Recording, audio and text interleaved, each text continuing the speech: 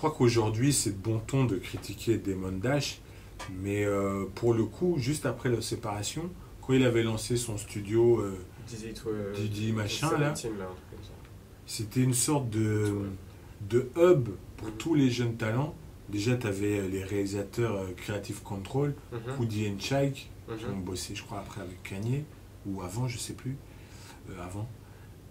Tu avais Currency, tu avais Wiz, tu avais Big Crit, tu avais un groupe de rock, tu avais Jim Jones, et ils faisaient chaque fois des concerts. Donc c'était un truc où c'était de l'art moderne, rap, genre ils ramenaient Jim Jones, M.O.P. et un groupe de rock, et Mos Def. Boum, mettez-vous en studio, faites un truc. Ouais, c'était l'époque où ils essayaient tous d'être enfin alternatifs. Ouais. Tu vois, Jay-Z sortait, je crois, son album avec Linkin Park. C'était complètement nul. C'était dégueulasse. Et lui, il avait fait son truc. Putain, j'ai oublié le nom. Le groupe c'est pas Blue Rock. Blue Rock, c'était le nom du label. Ouais. Mais les artistes, là, ils étaient super bons. Et l'album, je te jure, il faut vraiment l'écouter. Il est vraiment bien. Et ça, pour ça, Dame, il a le truc. En fait, Dame, c'est un visionnaire. Il sent les choses, il sent les choses, il sent les choses en fait. Ouais. Je trouve que de ce que je vois, c'est quelqu'un qui a un ego trop surdimensionné et c'est ça qui a causé sa perte. Ah. Et aussi autre chose, c'est une anecdote, du coup je reviens sur Memphis Bleek. Depuis longtemps les gens ne l'aimaient pas parce que c'était pas quelqu'un qui savait se faire apprécier. C'était pas un chef qui savait se faire apprécier comme un Jay-Z. Jay-Z il était rayonnant, tu vois, genre il y a Jay là. Et en fait, il racontait qu'ils étaient allés faire un concert, je ne sais plus c'était où, et ils étaient de retour dans leur jet privé, en fait, dans un jet privé, et dans ce jet privé, il y avait Dame, il y avait Nori, à l'époque, qui avait signé ou qui bossait fort avec Rockefeller, enfin, tu te rappelles à l'époque. Ouais. Il y avait d'autres gars, et Dame était là donc avec Memphis, et tout le monde dormait, c'était la nuit. Et genre, les deux seules personnes qui étaient réveillées, c'était Memphis et Dame. Et Dame lui disait à un moment donné, il disait ouais, par rapport à ta performance, t'as pas fait une bonne performance parce que t'as repris les sons que t'as fait avec Jay-Z. Il dit mais de quoi tu me parles, tu vois? Genre c'est les sons où j'ai posé et tout ça. Et il a commencé à le chauffer un peu comme ça. Et direct Memphis Bleek a pété un câble et il lui a dit hey, that's why nobody's fuck with you, tu vois. Genre tout le monde déjà en fait avant cette affaire-là n'aimait pas la personne de Dame, tu vois. Ouais. Il reconnaissait son talent, il reconnaissait sa vision, etc. Mais les gens ne l'aimaient pas parce que justement c'était quelqu'un qui était facilement détestable. Et il lui a dit, tu sais quoi, le jour où tout va se terminer, il lui avait dit ça à l'époque, hein, le jour où tout va se terminer, plus personne va te parler, plus personne va revenir te voir, plus personne n'a envie de travailler avec toi. Et il lui avait dit ça dans l'avion. Apparemment, Nori faisait semblant de dormir, tout le monde faisait semblant de dormir, mais ils avaient tout entendu. Et genre, quand il a dit ça, je me suis dit, putain, donc ça faisait longtemps que ça traînait. En fait, Jay-Z en avait marre de lui, tu vois. Et, il était trop... Enfin, je dis ça comme si j'étais là, mais ça se voit qu'il est relou. Mais mec, tu regardes encore sa dernière interview avec No Jumper, il est relou. En fait, moi, tu le sens. C'est un génie, enfin, c'est un mec, voilà. Quand il était passé à Paris avec Biggs, c'est un visionnaire, on va dire. J'étais avec Omax, ouais. Alexio Nestas. On a fait l'interview de Dame et il était infect. Moi, j'arrive en mode hip-hop. J'ai dit, mais. Parce qu'à l'époque, il faisait des pubs Rockefeller, enfin Rockaware, avec Victoria Beckham. Je trouvais ça révolutionnaire à l'époque. Moi, je me disais, mais pourquoi il fait ça au lieu de prendre une femme noire? C'est pas sérieux. Donc, je pose la question. Il me dit, mais avec raison. Hein. Il me dit, mais pourquoi tu poses pas cette question à Tommy Hilfiger et à Ralph Lauren, tu mets des noirs dans le truc? Ah ouais. Fais, ah ouais. Et puis, à l'époque, j'avais ma petite clé USB qui enregistrait. Et le truc, il me regarde même pas, il parle comme ça. You know, Dame Dash, blablabla. Il parle de lui à la troisième personne. 1 heure. Il parle. Je me dis, oh là là, c'est une galère. Sauf que après, dès qu'on arrête le truc, désolé, gars, mais j'étais obligé de faire mon boulot, voilà, machin. Super cool, souriant, il tape des blagues. Je crois, et vous avez pas servi du Armadel après? Si. 10h30 du mat. Venez, on fait une photo. On fait des photos rigoles, il nous donne de la vodka. Tu veux te manger un coup de presse, c'est là, ok. Non, mais parce qu'après, directement, il était en mode ouais, non, t'inquiète, c'est du business, tu vois. Il dit, je suis obligé de protéger ma brand. Là, tu m'attaques, moi, je te réponds, mais c'est strictly business. Et il a ce côté, premier abord, un connard. Et en fait, c'est un gars cool. Mais c'est un gars aussi, je tiens quand même à le dire, parce que j'ai parlé d'un truc négatif. Mais quand tu regardes dans ce qui est documenté, dans ce qu'on sait, c'est quelqu'un qui protège de fou ses artistes. Il n'y a pas un gars qui protège autant ses artistes que Dame Dash. Il racontait que Nori, à l'époque, il avait poussé le single Omikanto, son plus gros carton d'ailleurs. Ouais. Et à cette époque-là, personne n'y croyait au morceau. Il dit, toi t'as un rappeur street, comment tu vas faire un morceau comme ça, personne ne va accrocher. En plus, c'était le début du reggaeton, il venait d'avoir Daddy Yankee qui commençait à marcher, etc. Et la sortie de morceau, le label n'avait pas poussé, et lui-même l'avait poussé. Et en fait, ça finit par cartonner. Et là, il y a Kevin Lice qui est revenu vers lui en lui disant, hey, vas-y, on va te donner tant de budget pour le clip. Et c'était un budget, je crois que ça devait être 35 000. Et en fait, Dame rentre dans la pièce en mode pas prévu. Il dit What's up, fat boy? Parce qu'à l'époque, il était gros, tu sais. Kevin Lice, ouais. Et il lui dit c'est mon artiste, comment ça se fait? Enfin bref. Et en gros, il lui dit voilà la grille tarifaire de tous les artistes qui sont numéro 1. Et voilà la grille budgétaire de leur clip. Il sort des Mariah Carey, Beyoncé, tous ces artistes de l'époque. Et leur budget, c'était du 150 000. Et il dit toi, tu lui proposes 35 000. Et là, ça commence à clasher. Et genre, Kevin Lice lui dit non, mais Nori vient d'accepter. Non, mais tu lui as dit qu'il y avait tout ça à côté. Tu vois. Bref, tout ça pour dire que il voulait vraiment le meilleur pour ses artistes à l'époque. Ouais. Et c'est pas forcément quelque chose que tu voyais auprès de tous les exécutifs ou les boss, etc. Tu vois. Non, ça, et puis, tu vois, je me souviens d'une interview aussi de Just Blaze qui disait, je crois qu'il avait perdu sa grand-mère ou quelqu'un de proche. Et il dit, bon, tout le monde lui a fait une tape sur l'épaule, ok, courage, machin. Il dit la seule personne qui revenait le voir, qui lui dit t'es sûr que ça va, si tu veux on parle, prends du temps, c'est Dame Dash, tu vois. Donc il a ce côté quand même humain. Mais humainement, c'est un bon gars, c'est un leader, mais il est détestable, je pense. Voilà, mais il a trop d'ego. Ouais, il a trop d'ego. Et son rapport avec Jay-Z maintenant, tu vois que c'est ça. Tu vois que c'est son gars, parce que je crois que Jay-Z c'est le père de son fils, Boogie. Ouais. Tu vois. Donc ils ont vraiment... Attends, Jay-Z, t'as dit quoi? Jay-Z, c'est le parrain du fils de Dame Dash. Ah, Boogie Dash, c'est Boogie Dash, c'est son parrain. Enfin, c'est son fils. Mais il le calcule pas. Ah, il le calcule plus, ouais. Parce qu'il était en dépression, le Boogie, là. Ah bon? Ouais, il était en dépression. J'ai vu une vidéo de Dame qui racontait qu'il était en dépression, que là, il va ouvrir un centre autour de ça pour aider d'autres gens.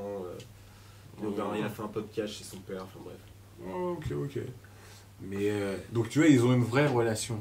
Et je crois que la dernière fois où ils avaient fait une photo ensemble, c'était pour l'anniversaire de leur ancienne assistante de Rockefeller, Chaka. Chaka Dumpling, je crois que maintenant évidemment elle bosse à Roc Nation. Et tu les vois tous les deux, ils sourient parce que c'est des vieux amis. Mais Dame, c'est tellement un connard qu'ils sont toujours obligés de dire ouais mais Jay, là tu vois les trucs qu'il dit dans l'interview de No Jumper, franchement. Ouais, c'est parce qu'il y a Beyoncé, qu'il a des trucs. Franchement, c'est nul de dire ça. Ouais, mais en sachant que depuis le début, tu vois, tu as Clark Kent, DJ Clark Kent, qui a bossé avec Biggie, entre autres, qui disait le gars qui croyait en Jay-Z depuis le début, c'était Dame Dash. Et qui était en mode grande bouche, qui disait aux gens quoi? Vous ne croyez pas en Jay-Z? Dans 20 ans, sera le plus grand artiste de tous les temps. Tout le monde rigolait, mais pour le coup, il avait raison, tu vois. Et ce qui est aussi intéressant, c'est que Biggs, lui, ne croyait pas en Jay-Z tout de suite. C'est vraiment Dame qui a cru en lui tout de suite. Ouais. Comme quoi, c'est vraiment un visionnaire, tu vois. Ouais. Et le premier aussi à avoir vraiment cru en Kanye, ça a été lui. Ouais. Ça a été Dame et même Cameron. Ouais. Donc déjà, c'est pas mal, tu vois. Ouais. Genre, mais après, il a le côté... il met des carottes. Tu vois, quand ils se sont séparés, lui, il était proche de Beanie Sigel. Et je crois qu'ils avaient... une marque de basket Proket. Ah ouais, en fait, il était en collab avec Proket. Voilà. Genre, ils avaient une ligne ensemble, Benny. Et il avait dit à Beanie Sigel, ouais, t'es le propriétaire, t'es le boss de Proket. Et Beanie Sigel, il a regardé les contrats, il dit, ben non, il n'y a rien du tout en fait. C'est toi, c'est à ton nom, moi, j'ai que des résidus, j'ai 4-5 $ par paire. Enfin, même pas. Et tu vois, c'est plein de petits trucs comme ça où je crois que Jay-Z a dû dire, hey, le biz, je peux demander à quelqu'un d'autre de le faire, quelqu'un de moins bruyant. Ouais. Et moi, je peux avancer plus vite et c'est pour ça qu'il est parti. Waouh. Ouais. Et quand Roc Nation, même pas on va dire quand Roc Nation est arrivé, Roc Nation aujourd'hui, est-ce qu'on peut dire qu'aujourd'hui c'est l'une des entités entertainment les plus balèzes de notre époque? Ou est-ce qu'il y a des concurrents? Moi je pense qu'on peut discuter, mais toi t'en penses quoi aujourd'hui de Roc Nation globalement? Après, dans notre monde à nous, rap et urbain comme on dit, pour pas dire hip-hop, il n'y a pas photo, tu vois. Parce qu'après, tu as des grosses agences d'acteurs, etc. Mais là, ce qu'il arrive à faire, tu vois, dans le sport, je crois qu'il y a 21 joueurs de football américain, qui est dingue. Une vingtaine de basketteurs. Mais à l'époque, en 2009, quand je l'ai rencontré, il avait juste Rita Ora et J. Cole et c'était pas gagné. Hein. Ouais. C'était pas gagné. Moi, je me rappelle à l'époque, quand je regardais Rock Nation, je me disais, c'est quoi ce truc? Ah ouais, je me disais. Tu sens, en plus, déjà, en termes de couleur, tu vois, de branding, c'était pas aussi flashy, c'était pas aussi racoleur que Rockefeller. Non, moi, je trouve juste que, tu vois, J. Cole, mais je me souviens en interview, enfin, lors de cette interview, la fameuse interview en 2009, je lui demandais de me parler de ces deux artistes, et il m'avait dit, Rita Ora, quand il rentre dans une pièce, tu vois que c'est une star. Il dit J. Cole, quand il rentre, tu vois pas que c'est une star. Mais dès qu'il ouvre la bouche, tu verras que c'est une star. Je vois, ok. Mais tu vois, j'étais rentré, j'avais écouté. C'est une star, lui, J. Cole. Il n'y a rien d'une star. Rita Ora était plus ou moins mignonne, mais bon. Donc j'étais pas vraiment convaincu. Puis il avait Wallet à un moment. Puis il avait 2-3 sportifs, machin. En management, Wallet. Hein. Ouais, il avait un Wallet en management. Et maintenant. Il avait Rihanna. Ouais. Et ça, c'était son. Il venait de la relancer. Mais à part ça, il n'y avait rien, tu vois. Mais là, pour le coup, maintenant, laisse tomber. En fait, le truc, c'est qu'il a su s'entourer de très bons exécutifs autour de lui. Des anciens de Rockefeller Records, mais d'ailleurs, j'ai pas les noms en tête et c'est pas important, mais je pense que c'est ça aussi. Et il avait une vraie vision sur le futur, en fait. Je sais pas si à l'époque, si aujourd'hui, il y a beaucoup de sociétés qui ont cette structure-là. Je ne connais peut-être pas encore assez, mais genre, management dans la musique, avoir des artistes aussi poussés, et aussi dans d'autres domaines. Je crois que Jay Prince, il avait quelques boxeurs dans son roster, quand même. Master P, je pense. J'avoue. Même dans la pop, un gars que j'aime beaucoup, Scooter Braun, SB Project, je sais pas s'il va sur autre chose que de la musique. Tu vois. En fait, Jay-Z, là où il est fort, c'est qu'il est conscient de son image. Ouais. Il sait que quand il va voir, tu vois, tu as un joueur de foot, Romelu Lukaku, c'est un grand joueur de foot, c'est un Belge. Il sait que Jay-Z, il sait que quand il serre la main au petit, c'est fini. C'est fini. Tu vois. Et je pense que lui, il est d'une époque où avant, peut-être, il y a des agents qui l'utilisaient, lui, pour signer des artistes. Il a jamais aimé ça, d'ailleurs. Jamais. Mais lui, il a jamais voulu être qu'on l'utilise. Ouais. Dès qu'il fait un deal, il faut qu'il ait un petit 10%. Comme ça, il peut dire, je suis pas un employé. Voilà, je possède un peu. Ouais. Quand il était dans les trucs des Brooklyn Nets, c'était ça. Les gens, ils disaient, c'est à Jay-Z. Non. Il faisait partie d'un conglomérat, parmi plusieurs conglomérats qui tenaient les Brooklyn Nets. Et lui, il avait une part infime du truc. Mais, voilà, mis en avant parce que c'est Jay-Z. Et donc, lui, du coup, quand il rappe là-bas 4 soirées d'affilée au Barclays Center, il se dit, je suis pas un employé. Parce que c'est mon stade aussi. C'est ça. Et c'est ça qui est cool, tu vois. C'est ça qui est fort avec ce qu'il a fait. Mais du coup, il arrive avec ça et aujourd'hui, on a quand même un mastodonte où il est clairement dans tous les domaines. Mais tu vois, il est mis en avant, mais Roc Nation, pour moi, c'est pas lui. Mais c'est ça qui est bon en fait. Et je pense que c'est là où il a réussi, c'est qu'il a réussi à se séparer lui de son entité. Tu vois, dans le sens où aujourd'hui, si un artiste signe chez Roc Nation, c'est aussi pour les track records du label.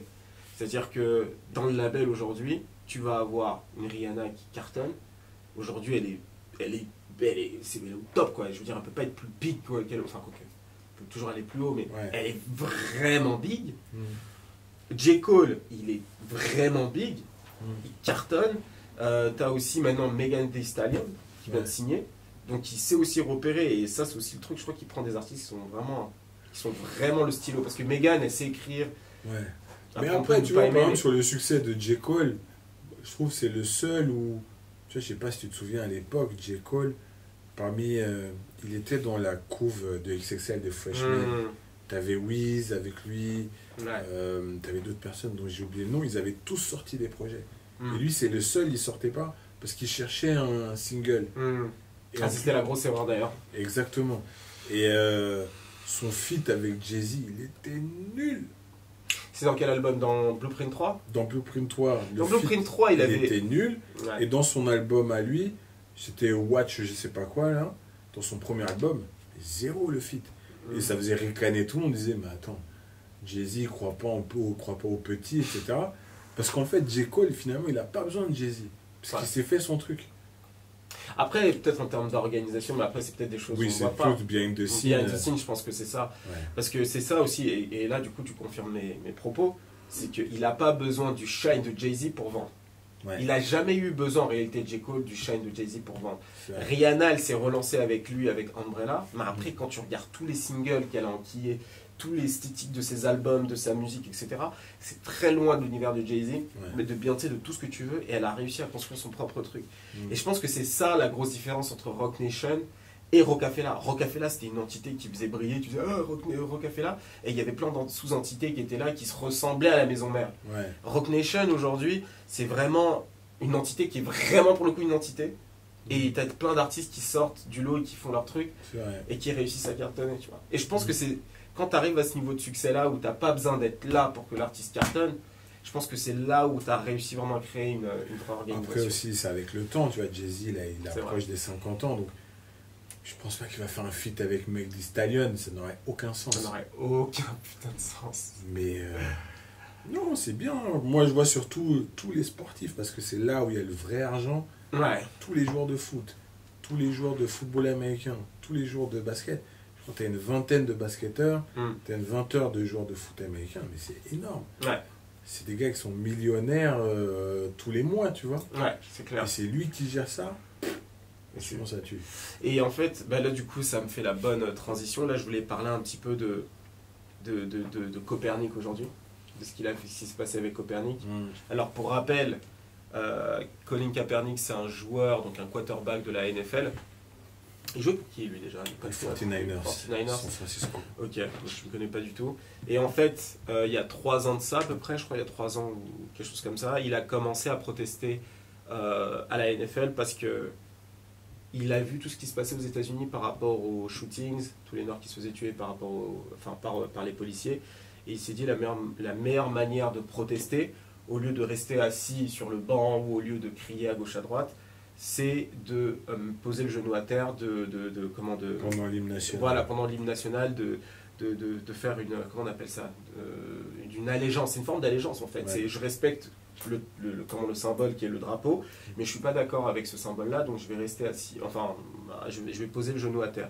Donc il a fait ça, ça a créé un buzz. Il joue plus chez les 49ers. Mais il a créé, on va dire, comme ils disent, l'awareness. C'est-à-dire, tout le monde en parle aujourd'hui, c'est un sujet qui est mis au centre de la table. Et en fait, aujourd'hui, Colin Kaepernick, pour faire simple, il ne trouve pas d'équipe. Après, les gens discutent, disent que ce n'est pas vraiment le cas, etc. J'ai fait d'ailleurs un LSD, d'ailleurs, je vais vous mettre en lien sur Colin Kaepernick et Nike. Pourquoi ce move-là, ça a été un move vraiment super malin de la part de Nike d'avoir travaillé avec Colin. Et aujourd'hui, en fait, avec tout ce qui s'est passé, Colin n'a toujours pas retrouvé d'équipe, mais Jay-Z, entre-temps, encourageait Colin Kaepernick à continuer son œuvre, et surtout, il poussait les artistes, en tout cas c'est ce qui est dit, à ne pas performer pendant le halftime du Super Bowl. Et ce halftime-là, il faut savoir que c'est le moment en termes d'audience qui est le plus élevé aux États-Unis. C'est-à-dire que si tu passes une publicité à ce moment-là, si tu performes, tu te montres, c'est le moment où toute l'Amérique va te voir, clairement. Et même plus que l'Amérique, parce que je pense que c'est un peu suivi à gauche à droite, mais voilà. Et il a convaincu beaucoup d'artistes de ne pas performer à ce moment-là. Après, ça, je sais pas si c'est vrai. C'est ça, parce que visiblement, c'est pas totalement vrai. Mais en tout cas, c'est ce qui nous a été présenté depuis plus d'1 an, quoi. Non, après, sur cette histoire de NFL... excuse-moi de te couper, du coup, je vais finir, comme ça, ils comprennent. Du coup, il y a un deal qui a été mis en place. Jay-Z, c'est lui qui va produire justement ce halftime show. Ouais. Et Colin Kaepernick n'a toujours pas retrouvé d'équipe. Donc les gens disent que Jay-Z s'est servi de Colin Kaepernick pour pouvoir avoir ce deal-là avec la NFL qui travaillait. En fait, c'est un deal qui travaille depuis plusieurs mois. Parce que tu n'as pas ce deal-là au bout de un mois. Non. Après, sur cette histoire, déjà Colin Kaepernick, il a signé un deal avec la NFL. Je pense que c'est un deal où il ne peut pas parler. Oui, c'est clairement dit. Ouais. Parce que du coup, lui, c'était un employé, il aura fait un procès, je pense, pour rupture illégale de contrat, un truc comme ça. Lui, il continue à faire des actions pour aider, pour bring awareness, comme ils disent. Mais il bosse avec Nike. Il touche des gros chèques. Donc les gens qui critiquent Jay-Z pour bosser avec la NFL, ils devraient aussi peut-être critiquer aussi Kaepernick parce qu'il bosse avec Nike. Ce que ces gens-là vont te répondre, c'est que Nike va dans le sens de la cause. Jay-Z, lui, a profité du fait que Colin... Je me fais l'avocat du diable parce que après avoir réfléchi à l'affaire, j'ai passé... oui, bah moi aussi, je suis tout le temps partagé. Voilà, je suis partagé à chaque fois, mais là, dans le cas de Jay-Z, en fait, c'est comme s'il profitait de l'action de Colin, parce que Colin n'a pas retrouvé d'équipe, et lui, il a fait un gros deal, et il aurait convaincu Jermaine Dupri, notamment Travis Scott et les autres, de ne pas performer à cette halftime. Après, Jay-Z... Et Jermaine a démenti, c'était fou. Ouais, bon. Jay-Z, la manière dont... Parce que tu vois, il y a la conférence de presse, Rock Nation, ils ont sur YouTube, d'ailleurs, allez voir. Ouais. Ils n'ont qu'une seule vidéo, c'est cette conférence de presse, elle dure 40 minutes. Et t'as Charlemagne de God, ton gars sûr. Ton gars sûr et certain. D'habitude, je l'aime pas, mais là, c'est le seul qui a posé les vraies questions. Ouais, il a posé des questions. Ouais, il a dit, mais là, t'as fait un deal avec NFL. C'est comment pour Colin Kaepernick? Et là, tu sens que Jay-Z, pas à l'aise, tu vois. Avec t'as le boss de la NFL qui est à côté, qui a la même dégaine que Trump, c'est flippant. Et tu sens que Jay-Z est pas à l'aise, alors que lui, c'est Monsieur Cool. Ouais, de ouf. Là, tu sens qu'il est pas à l'aise. Puis j'ai dit, oui, j'ai parlé avec Colin Kaepernick. T'as sa femme, Nessa Diab, qui est une animatrice sur 97 et femme de Colin Kaepernick, qui fait des gros tweets en cap. Non, Jay-Z n'a jamais parlé à mon mari. Qu'il fasse du bise, c'est très bien, mais qu'il ne mette pas le nom de mon mari dans ses affaires. Donc c'est très très laid, tu vois. Et je me dis, un gars comme Jay-Z, qui est le roi de la stratégie, machin, faire une erreur aussi grossière, c'est méga chaud. Bah, parce qu'il n'a jamais parlé avec Kaepernick. Ouais, mais peut-être qu'il ne pensait pas avoir fait une erreur. Et si c'était pas ça? Si c'était vraiment qu'il lui avait parlé? Peut-être qu'elle, elle est pas au courant. Tu vois ce que je veux dire? C'est sa femme, quand même. C'est vrai. Après, moi, ce que je dis, et c'est là où il a raison, c'est qu'il faut aller de l'avant. Bah déjà, ouais. C'est-à-dire que ça fait 3 ans que vous avez fait quelque chose, c'était pour bring awareness, pour que tout le monde en parle, pour que ce soit un sujet qui soit mis au devant de la table. D'accord. Maintenant, quelles sont les actions qu'on va mener à la suite de ça? Et ben aux États-Unis, c'est pareil. Enfin, c'est bon, on a posé le genou. Qu'est-ce qu'ils peuvent faire concrètement? Et eux, ils ont réellement les moyens de faire quelque chose, là, tu vois. Ouais, mais parce qu'il y a Jay qui est là, il y a d'autres gens, tu vois. En plus de produire le show du halftime, il y a plein de programmes qui vont être mis en place, etc., pour l'association des joueurs, etc., etc. C'est ce qu'il a dit dans sa conférence de presse. Mais quand ton gars Charlemagne a dit ok, mais est-ce que les sportifs ont le droit encore de poser le genou? Parce qu'aujourd'hui encore, tu es un sportif, tu poses le genou, tu as une amende. Tu as une amende de 4 matchs, tu peux pas jouer, tu payes 30 000 $, enfin, c'est une catastrophe. Et là, Jay-Z bégaye, le boss de la NFL, il bégaye. Après, dire oui, il faut aller de l'avant, on construit, machin, truc. Ok, très bien, on est tous pour aller de l'avant. Mais le fait que tu es un être humain, tu n'as pas le droit de dire je pose mon genou parce que je trouve qu'on tue mes frères et sœurs injustement, et que tu prennes une amende de 30 000 $, en sachant que derrière tout ça, tu as Trump qui avait dit quand même, oui, tous ces joueurs, c'est des Sons of Beach, machin. C'est chaud, tu vois. C'est ça le problème. C'est en termes de symbole, c'est super moche. Ouais, mais en fait, le truc, c'est que si à un moment donné, on veut changer le système, peut-être qu'il faut l'intégrer. Peut-être qu'il faut toujours la même chose. Il y a les partisans du je rentre dedans et je change d'intérieur, et d'autres qui disent venez, on fait notre truc à côté. C'est ça, mais sauf que moi, je pense que dans ce cas précis, surtout quand tu vois le nombre, par exemple, de joueurs noirs qui sont dans la NFL, vaut mieux justement qu'à des positions importantes et intéressantes, il y ait de plus en plus, justement, de personnes qui ressemblent à ces joueurs. Je suis d'accord, mais au moins pour des choses basiques, comme poser un genou, tu ne manges pas une amende. Oui, non, là on est... Là, on va même pas débattre. En fait, c'est ça le problème. C'est que on est tous... Tu vois, on est dans un monde où on n'est pas chez nous, entre guillemets. Quand tu infiltres le système, il y a quand même des limites que tu peux pas franchir, tu vois. C'est clair. Tu vois, moi, je travaille à BET. Si on commence à mettre un show avec des gars avec des blackface, je vais pas dire, ouais, mais non, mais je rentre dans le système. Non. On va me dire, non, pas comme ça, tu vois. Et là, c'est la même chose. Jay-Z. Attends, je te coupe. Tu peux rentrer dans ce truc-là, tu vois le show, tu vas le supporter, ça va te faire du mal. Tu rentres, tu vas au top du système, tu enlèves le show et tu mets d'autres shows. C'est dur. Mais il y a des trucs que tu peux pas accepter. Ouais, je sais. Moi, je te dis ça, je l'aurais pas fait. Parce que moi, je trouve qu'un gars comme Jay-Z, qui est pour le truc indépendance, machin, et qui a fait beaucoup quand même, qui puisse accepter que un homme noir pose le genou à terre, se retrouve du coup, se prenne une amende de 30 000 $. Qu'est-ce que tu veux faire? C'est justement ça. En fait, l'idée avec Jay-Z, c'est qu'il accepte pas ça. Il veut mettre en place des trucs. Tu vois, là on est au cœur de la discussion pourquoi les gens se fight aux US. Et même moi, je suis pas, je suis mitigé. C'est-à-dire, je réfléchis au truc. J'attends de voir ce que Jay-Z va mener en termes d'action. Qu'est-ce qu'il va mener? Parce qu'au final, c'est le halftime show. Oui. Le halftime show, ça veut dire que c'est pas. Le halftime show, qu'est-ce qu'il va faire? Et c'est ça. Il va mettre Meg Thee Stallion, il va mettre Travis Scott. C'est ça en fait. C'est pour ça aussi que je comprends pas, et même plus globalement, la NFL, quel est le rapport entre la NFL et ce qui se passe concrètement dans les rues? C'est-à-dire que la NFL en soi, il faut se rappeler, c'est une association sportive à but lucratif, et c'est là pour l'entertainment. Enfin, tu vois, mais lui, c'est deux choses complètement différentes. Ce que le boss de la NFL et lui et Jay-Z disent durant la conférence de presse, c'est tu as plein de joueurs qui ont des associations, qui nous parlent des problèmes dans leur communauté. Donc nous, on va leur donner la parole, etc. etc. C'est très bien. Mais il y a un truc essentiel, c'est la liberté d'expression. Ouais. Parce que tu as même des joueurs blancs, pour le coup, qui posent le genou à terre, qui aussi disent, bah, c'est pas normal qu'on se fasse tirer dessus, machin.